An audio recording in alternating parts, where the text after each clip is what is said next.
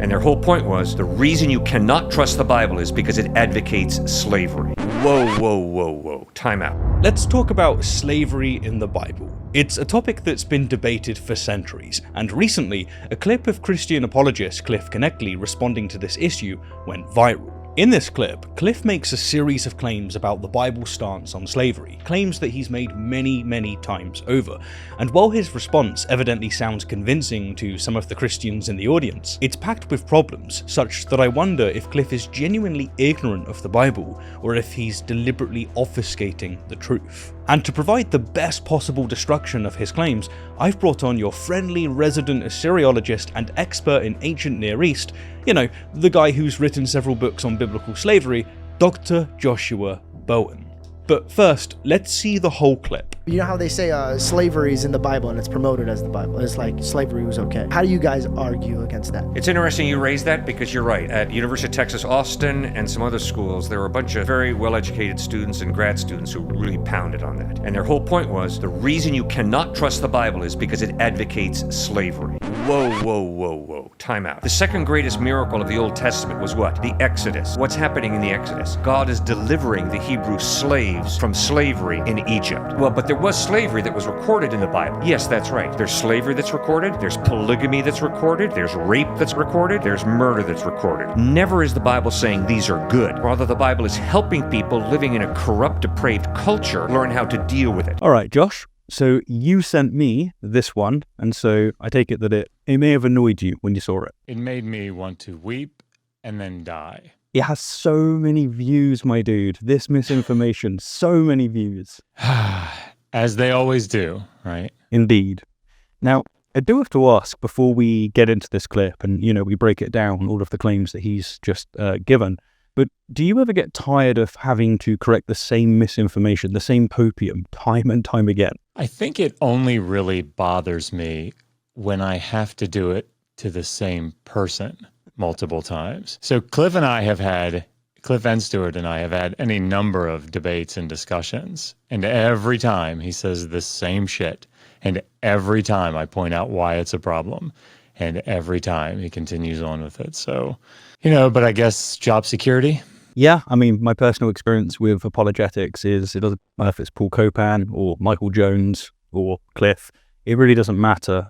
Their goal is not to interact with you in the same kind of way that people interact in academia. Instead, their goal is to preach. And so it at least would account for why they keep repeating the same mistakes. Yeah. But we are going to go over those mistakes again to your pain and our pleasure. And so let's break down these clips. And I'm going to ask you some questions and looking forward to your thoughts. The second greatest miracle of the Old Testament was what? The Exodus. What's happening in the Exodus? God is delivering the Hebrew slaves from slavery in Egypt. Okay, so tiny clip, only a few words, but there is so much to unpack already. Josh, does the Exodus narrative actually present God as being universally opposed to slavery, or is it specifically about liberating the Israelites, God's servants, from Egyptian slavery? You see, this is where I think people misunderstand purpose of this major origin story in the Hebrew Bible. You know, Israel is coming up out of Egypt. They're coming up out of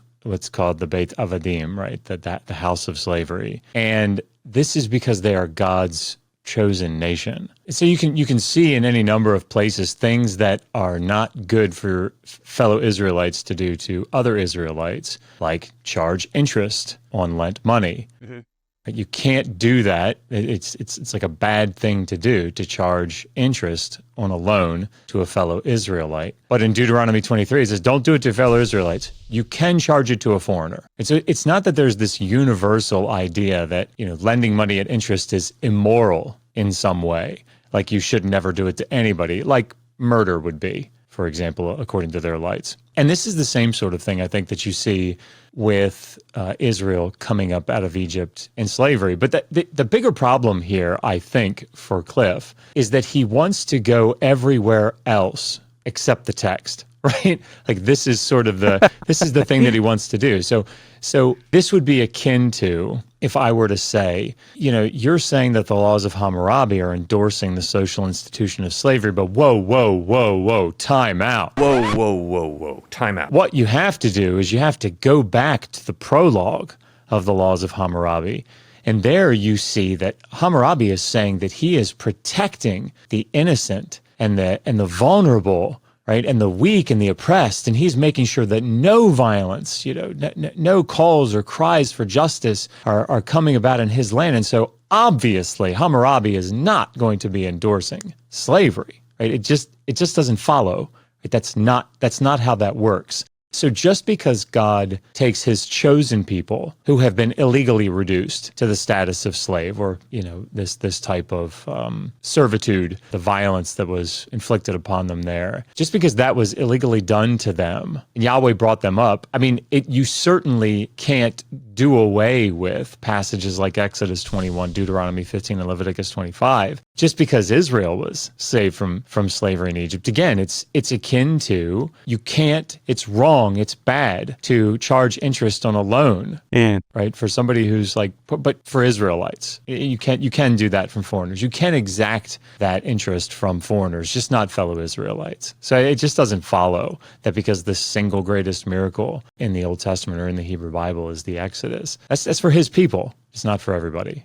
It's not a universal statement about slavery. You mentioned that what Cliff needs to do is to avoid reading the text. And the example that you gave there was, or the way that I was getting it, and you tell me if I'm getting the right end of the stick here, it's that if you actually go and read the Bible itself, if you read the text itself, you will not come away with his interpretation. Rather, you have to read other parts of it and then extrapolate and infer that onto wherever the specifics are that we're talking about in the instance of the slavery and whatnot. Is that something you've noticed a lot with apologetics? Oh my gosh, yeah. And it's all predicated on what, when I was going through seminary, we had this concept called the ladder of abstraction. Right? So you read the Joseph story, you read, that he gets sold into slavery down into Egypt by his brothers, and you say, okay, what's the broad principle that we can abstract from this? So they would say you'd climb the ladder of abstraction, right?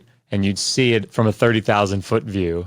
I'm kind of mixing metaphors here. Sorry. And then what you would do is, okay, so the principle is don't be jealous of other people and, react by doing something wrong. Now, where can I come back down the ladder of abstraction in modern times and apply that? Well, if you're in school and you have a friend that sort of is a teacher's pet, don't go out and, steal their lunch money or something or beat them up. So it's climbing that ladder of abstraction. And you see this all the time, in particular with Cliff. He wants to go to Matthew 19, like so many apologists do. Right. And he wants to say, well, now, wait a minute. Here's this law or this teaching from Jesus about divorce in Deuteronomy.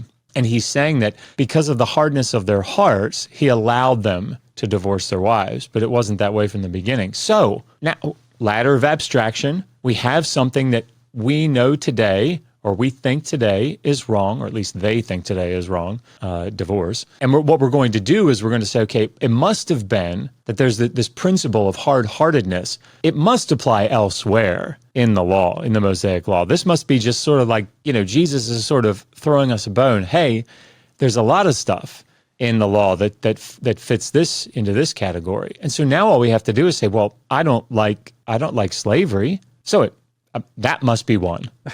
Yeah. The question that I posed to Cliff when we had the debate was, Cliff, tie it to slavery. Can you do that for me? And you can't, right? No. It's just, I think it should fit in the same category. And the problem, and I'll shut up, sorry, but the problem with Matthew 19 and this abstraction is that if you're going to go with what Jesus says about divorce, he doesn't say you can't divorce. He just says you can only divorce in this circumstance, for fornication. So if we're going to abstract this and then bring it down into slavery, you'd end up with something like, well, look, you can't do slavery any which way. You have to do it this way, right? Yeah. Just not these other ways. Is that really what he wants to say? I hope not, right? I hope not. I would hope not as well. Yeah.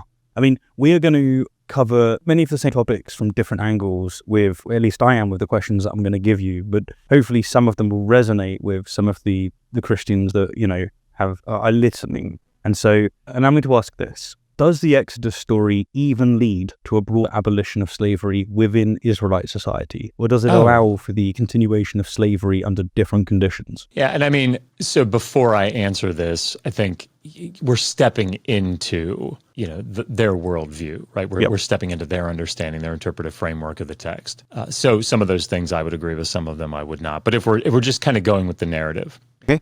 There in Exodus 21, Israel having come up out of Egypt, God gives them these laws. Like, it's right in the beginning. Like, you get the 10 Commandments, and then you get the Covenant Code. And the Covenant Code is Exodus 21 and following. And he says, these are the laws that you're to lay before them. The first one is about slavery, right? It's like, you would think if the major point of the Exodus is slavery immoral, that he would have said, okay, thou shalt not do slavery, right? Yeah, absolutely. Not if someone is sold to you or sells himself to you, however you want to read that.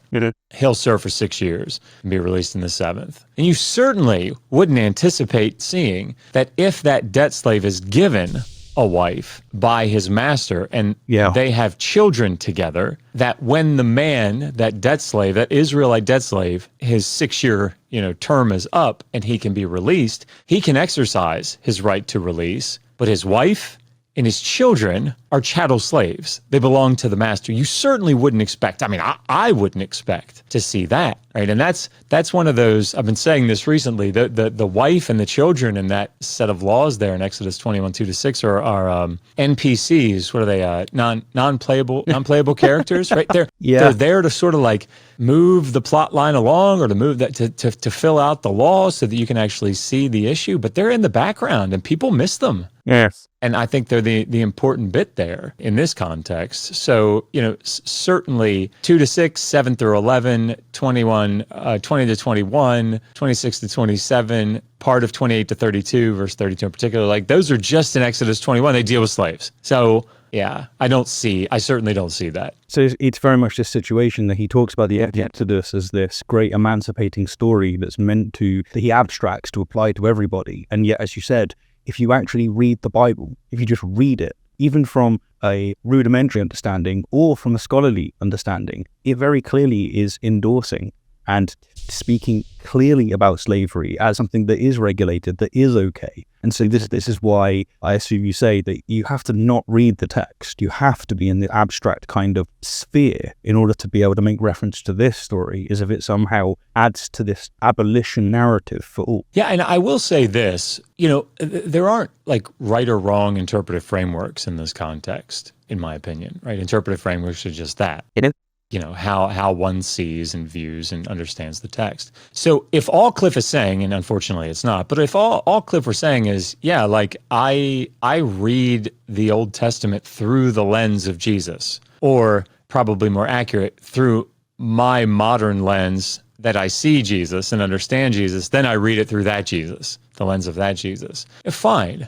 Right? If you have constructed some broad meta-narrative that allows you to, account for all of the data points that you either know about or don't know about in the Hebrew Bible, then okay, right? I think there are a lot of people that do this, but the problem for me is when you say, no, in its original context, this historical grammatical hermeneutic that they like to try to apply, it actually did mean this back then, right? And it's actually not as bad as you think, or it's not bad. It's not immoral. God can't give immoral commands. And when you start doing that, then that's where it becomes a problem for me. No, I can understand that. One of the things that I observe is I just look at like the church fathers, and I look at, many of the saints. You can look at like St. Augustine, you can look at St. Aquinas, and you can read what they had to say about slavery, particularly Augustus, and they had no issues with it. They thought it was right, and they viewed it through the lens of Jesus. They said, Jesus said, slaves obey your masters. And they very much took on this Aristotelian perception on what slavery was. It was completely normal.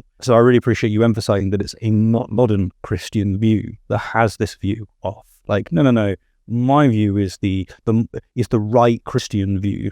Whereas they have to, in the same breath, at least implicitly, be saying that Augustus got it wrong. So no, I appreciate what you're saying there. Slightly abstract question, I guess. If God wants the Israelites freed, why does he so frequently harden Pharaoh's heart to prevent their liberation? I mean, again, we're stepping into their internal, this is an internal critique, right? We're stepping into their framework. So if I were answering this from like a literary perspective, I'd be saying, well, I mean, God's got to have time and an opportunity to show his power, right? And so that's what he's doing. And I mean, I think if you're going with the narrative itself, like that is sort of the point, right? He says it at different points, so that ostensibly the judgment, the penalties to be inflicted upon the Egyptians or other enemies of Yahweh, so that his wrath can be poured out in full upon them. Then this is one of the things that happens. And you see this sort of thing in a slightly different way, but even in places like with the story of Micaiah ben Imlah, where you have the king of Judah and the king of Israel, and they're thinking about going up and taking Ramoth Gilead back because it's supposed to be, I think it's theirs. And they say, well, we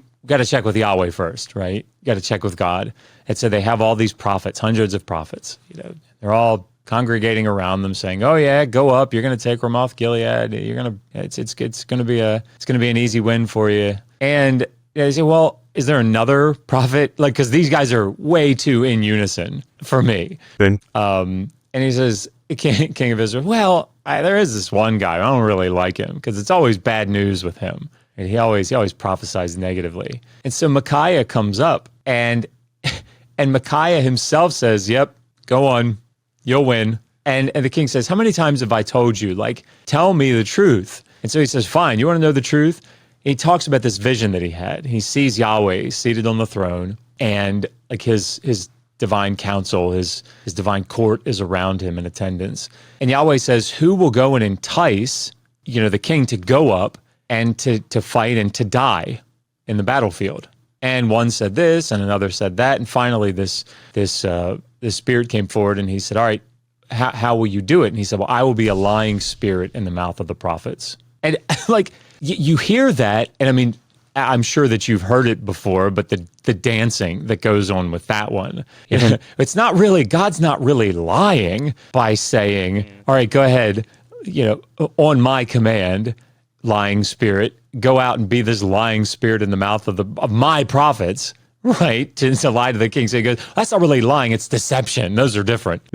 So, but the point here, I think, is that this is God's thing, right? Like it shouldn't be surprising to us. I mean, even in the New Testament, right? God sends strong delusion so that they should believe a lie. He hardens, the hearts. He deafens the ears. He blinds the eyes, and he does this for his glory, to make his power known. Yeah, I think that, of course, from the perspective of the early audience that would have been, hearing this or being the owners of this tradition, they would not have seen this as a negative thing, right? They would have seen this as a positive thing. That yeah, okay, so sure, I guess we had to wait a little bit longer to get freed, but God's really showing forth his power. That's the point that was supposed to be coming across. But yes, if you're stepping into that narrative as if it happened historically in just that way, these are questions that I think you have to wrestle with. All right, let's move on to the next segment. Well, but there was slavery that was recorded in the Bible. Yes, that's right. There's slavery that's recorded. There's polygamy that's recorded. There's rape that's recorded. There's murder that's recorded. Never is the Bible saying these are good. Rather, the Bible is helping people living in a corrupt, depraved culture learn how to deal with it. All right, once again, very small segment, but a lot to unpack. And so my first question is, Josh, the question that I suspect that you've heard a few times is, does the Bible merely record slavery, murder, and rape, or does it provide laws and regulations that normalize and condone them? Yeah, I mean, this was probably one of the more frustrating bits for me to see, because I have to believe that Cliff remembers the conversations that at least he and I have had, and he knows well that this isn't a question of like, the only slavery that's mentioned in the Bible is the Jeremiah 34 slavery, right? Where the people were supposed to free their slaves and they didn't do it. And then they made a covenant with God and they did release them, and then they went and took them back. Like if that were the only instance, then you could say something like, yeah, sure, it records it, but it's bad. The problem is Cliff knows full well that Exodus 21, Deuteronomy 15, and Leviticus 25 are not just recording it happening. there's a reason that these are problematic passages and that they come up again and again. Yeah. And it's because they're in legal sections. They're laws that the text says are from Yahweh. So this is, at best, in my opinion, just disingenuous. But it's I can't think of it's intentionally misleading, because it would be like saying, I mean, I think he may have even included it, like there's murder, or rape. And rape, I think, is different, which we can talk about. But that is one of the more problematic things that he said in this. So yes, to answer your question, there's no doubt that there are laws in the collections in the Hebrew Bible that endorse, even by their lights, the practice of slavery. It's not just, recording it. And if we approach these laws through the lens of modernity, right, through the lens of our, moral progress, not my field, but through our modern ethics, where we think about things like consent, then there's just no question that there are passages in the law collections that also endorse rape, or what we would today consider to be rape. And so, yeah, I would also say that murder would be endorsed, which, if we're just defining that as unjustified killing, because I think that we would say that approaching a city that is far off, offering it vassalage, and if they say no, you kill all the men, that's unjustified killing of the men, right? But again, this is why I think it's important that we have to distinguish between, the emic categories, how they were thinking, and what they considered to be like rape or murder, and our etic categories, like what we consider them and how we're placing those categories upon the text. But no, I mean, at the bottom of all of this is just, again, maybe at best, it's just a foolish thing to say, that because what the implication here is that it only records, right? It doesn't condone or endorse, right? And that what he follows it with is, it never says that it's good. Well, I mean, there are lots of things that that the law allows that it doesn't say this is good to do, right? I don't know of a place where it says it is good to charge interest on a loan, and I don't know of a place like that. But it allows you to do it to foreigners. Right. So why it is that this is some sort of I'm going to be proud of myself if I could remember this, a sufficient, a necessary condition, why it's a necessary condition for something to be condoned or endorsed, that it be said to be good. I don't know why he would think that. Did I get that right? I think I got that right. You did. Okay, excellent. So one of the things that we've discussed at length for 9 hours is the conquest of Canaan, right? And here you have explicitly God commanding murder. He commands them to go in and kill little babies, children. And so on the one hand, you have apologists looking at these verses and saying, listen, yeah, that God did command that, but somehow it's for the best. And yet here you have Cliff extremely confidently and dismissively stating the Bible never has these kinds of things, never has the rape, the destruction that's being said. And yet there's so many examples of the Bible where these things are explicitly stated. I mean, Exodus 21, 7 through 11, which you've skirted around, you have like the regulation of the sale of daughters as slaves. And then in Deuteronomy 21, 10 through 14, this provides rules for taking captive women as wives. Like, it's just all over the Bible. So how he can confidently state this is it requires a level of gross ignorance on the part of Christians. And from my point of view, unfortunately, that is the case. Like, you can get away with it because it is the case that so many Christians haven't read the Bible. I don't know if that's your frustration. Yeah, I mean, it definitely is. And it's equivocation, I think, pretty clearly. So it seems like what he's doing, for example, with something like rape. If you were to ask me, did the law endorse rape? Yeah. I would have to ask you, by whose lights? Because if you're asking, did they think that taking a captive bride under duress and going into her and having sexual relations with her after 30 days was rape, I would say that they did not think that it was rape. No. But I mean, clearly we do. And I think this is this sort of, blurry line that he walks, where he's like, it doesn't endorse rape. That's ridiculous. And what he, and this is a best case scenario, I think, that if he's actually thinking all this through, is that, well, they wouldn't have considered it rape, right? Yeah. And so, Of course, that's not the issue, what they considered or did not consider. It is an issue in a certain context, but in this context where we're talking about an immutable deity or an ethical standard that we should be operating by or whatever, when people say that's an immoral act that the law is at best condoning and at worst endorsing, that context is by our lights, because you have an all-powerful being who is immutable. And if you're saying that he can give an evil command or command something that's immoral, I think that's just problematic for somebody like Cliff. Yeah, and I guess that's what they have to do with, say, the conquest of Canaan as well. They have to go, it's not murder because it's technically legal. God commanded it. So That's right. That's right. Yeah, it's messy. To traverse some of the same ground is another question. Are there any instances in the Bible where practices like slavery or polygamy, which, is totally on the same level as slavery, rape and murder, the way he adds it in there, but are they portrayed as positive without criticism? Yeah, I mean, certainly, in the passage that we were just discussing, Exodus 21, 7 through 11, part of the idea here is, or one of the stipulations is, if you have taken this daughter of this man as an amah, as a female slave, and probably elevated her to the status of concubine or something along the spectrum of, wife. It's not an on-off switch. You're not a wife or you are a wife. There are gradations there. And the text says, if he takes to himself another, ostensibly here another amah, he cannot. It doesn't say he can't do that, right? He says he can't then not do anything, not pay any attention, not take care of the first one. No.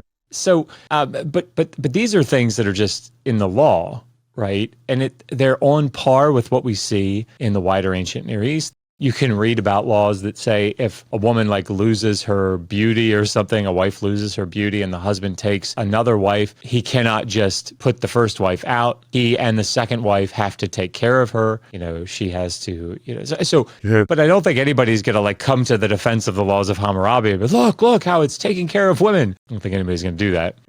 But I mean, when I hear about this, I think about Abraham or the patriarchs in general, going throughout the land and having things multiplied to them. And the fathers have wives multiplied to them and concubines multiplied to them. David himself is told when, he does that horrific thing with Uriah, the Hittite, in 2 Samuel 12, I think. It says, God gave you all this. And, the house of Israel, the house of Jacob, he gave you all of the wives, right? And he would have multiplied more to you. So I don't think this idea that any time that polygamy, for example, is mentioned, multiplying wives to oneself is mentioned, that it's always in a bad context. I think you have to do a lot of dancing to get there, because certainly that's not the idea that you see in the text. And I think furthermore, when we get into things like slavery, which is the thing he seems to not really want to drill down into, these are things that the text commands. And they don't want to say that.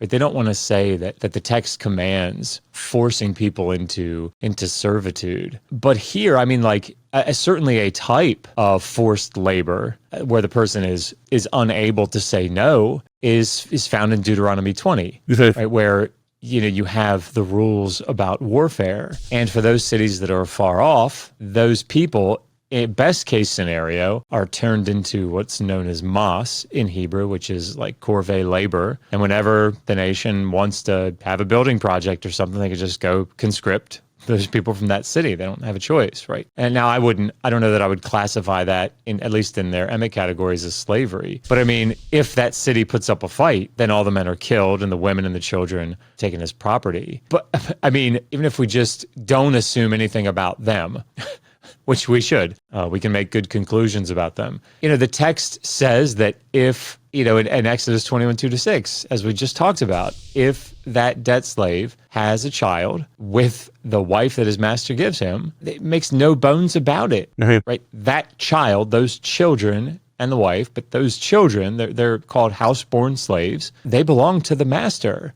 This is not cast in a bad light. In fact, one of the things that the apologist really wants to camp on in Exodus 21 and Deuteronomy 15 is the fact that it says, I love my wife, my children, and my master. Yeah. Well, I mean, you can't have it both ways here. You can't say, well, he wants to stay because he's got it so good and he loves his master. Master is really great. And then say that somehow this is a bad thing in the context of the passage itself. It just doesn't work, right? You have to do a fair amount of, what is it that people have? Squinting at the text, right?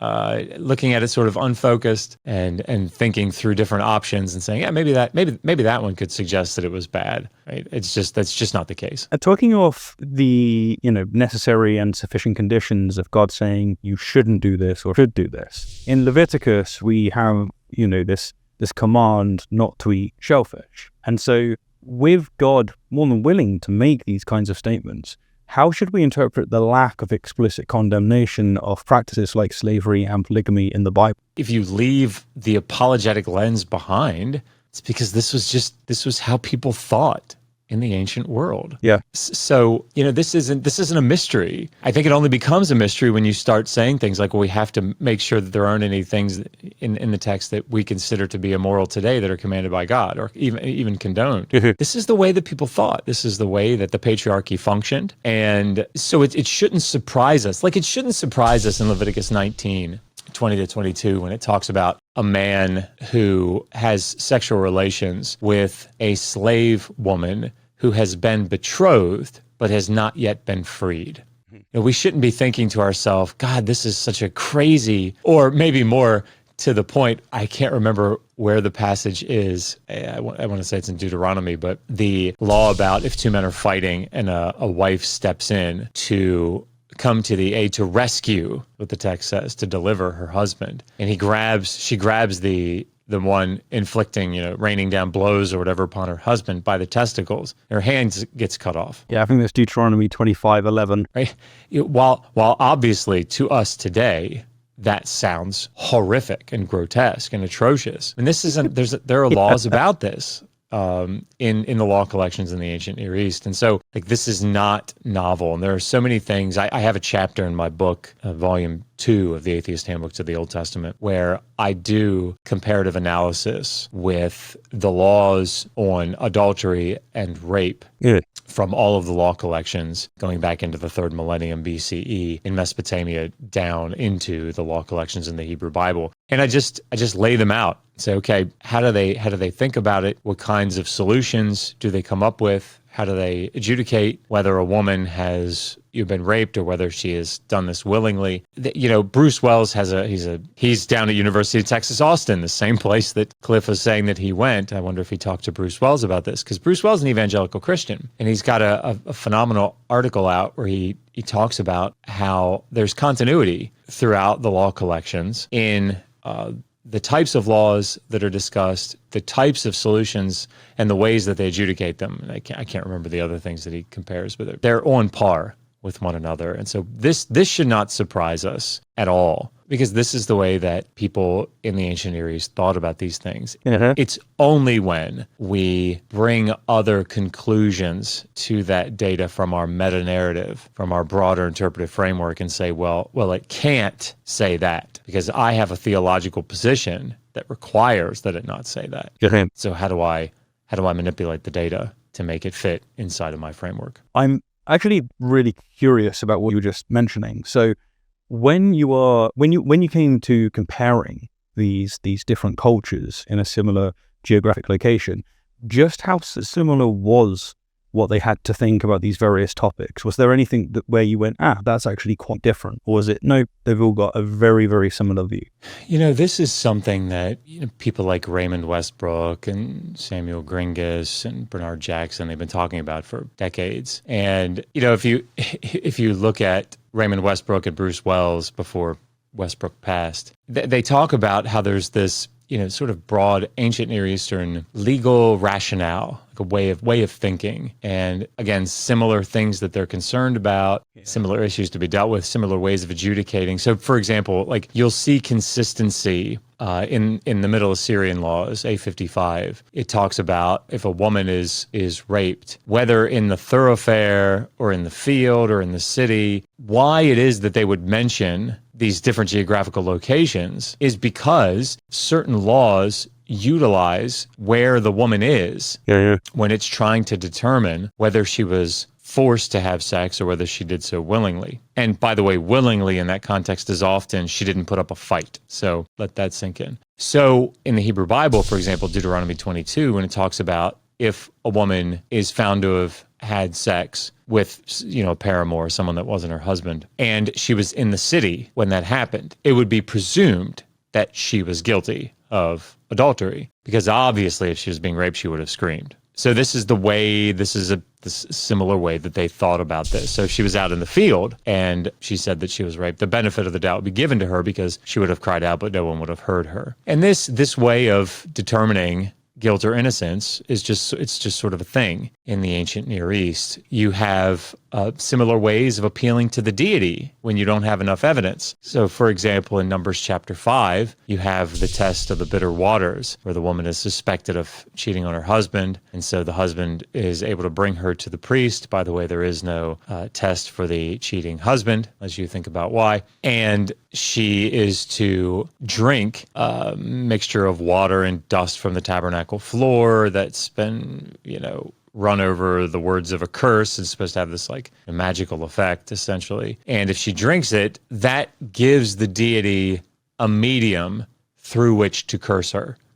And this sort of thinking is similar to what we see in Mesopotamia. There was a city on the Euphrates River called the city of Hit, and they would practice their what's called the river ordeal. And they practiced it in other places, but that's just one that stands out. And if someone is thought to be guilty, or they didn't have enough evidence and it just wasn't clear, they could throw them into the river, and the river was a deity. Right. And so the gods would have their way with them. So if they survived, well, okay, it must be innocent. So there's, it's very much, I suppose, on par with Monty Python and the big scales. She weighs the same as a duck, and she's made of wood, and therefore she's a witch. So logically, if she weighs the same as a duck, she's made of wood, and therefore a witch! It's a fair cop. Remove the supports!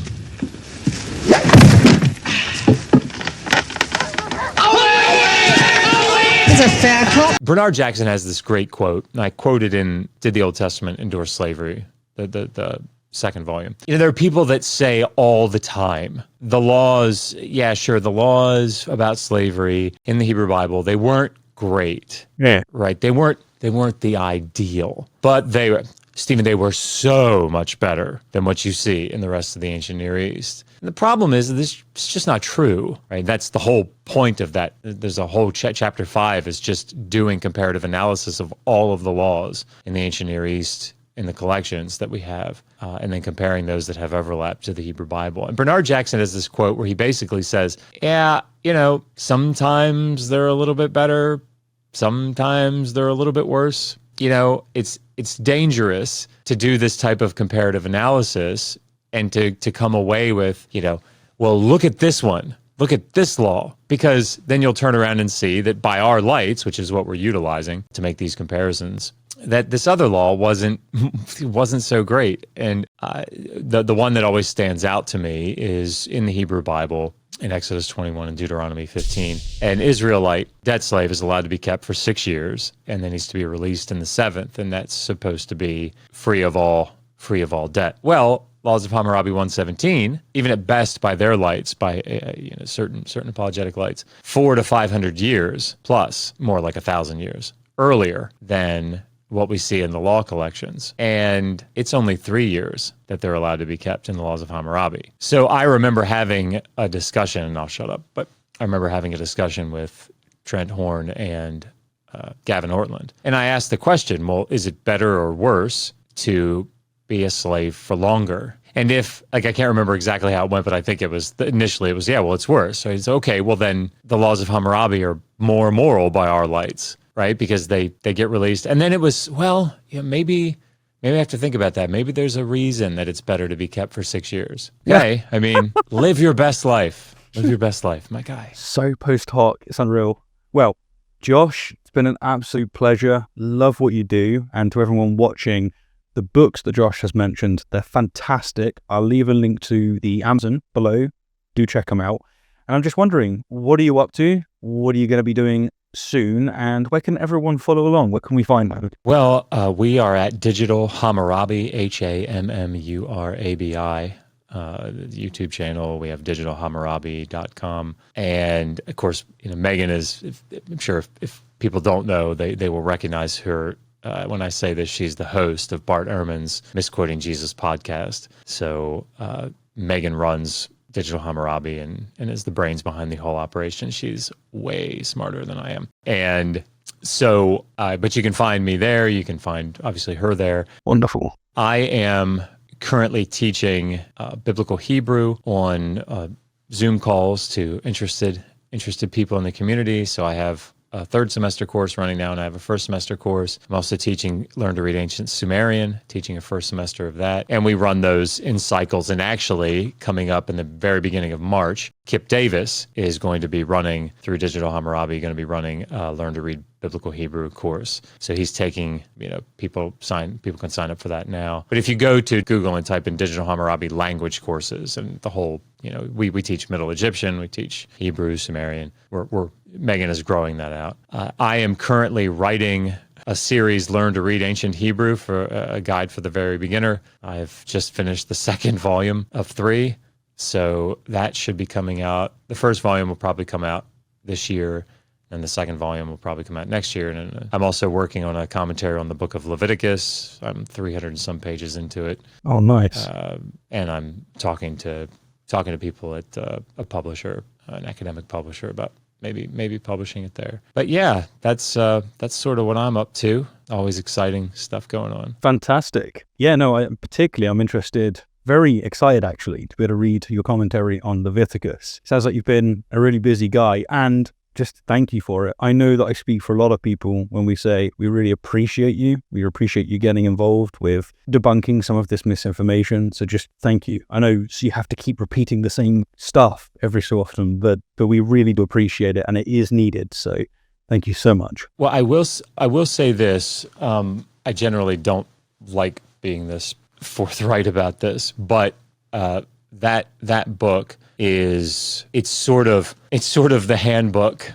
I had someone say to me, a friend of mine say to me, I was talking to him and I said, why is it that apologists get so mad at me? I don't feel like I'm like a mean guy. And he said, well, the books that you write are like lead pipes in the hands of atheists to be able to, fight off the apologists. They really are. Which it felt oddly like a wonderful compliment. But in this book, I'm specifically doing comparative analysis between the laws in the wider ancient Near East and those in the Hebrew Bible. So I have 2 appendices, like major appendices in the book, and they actually start like right here.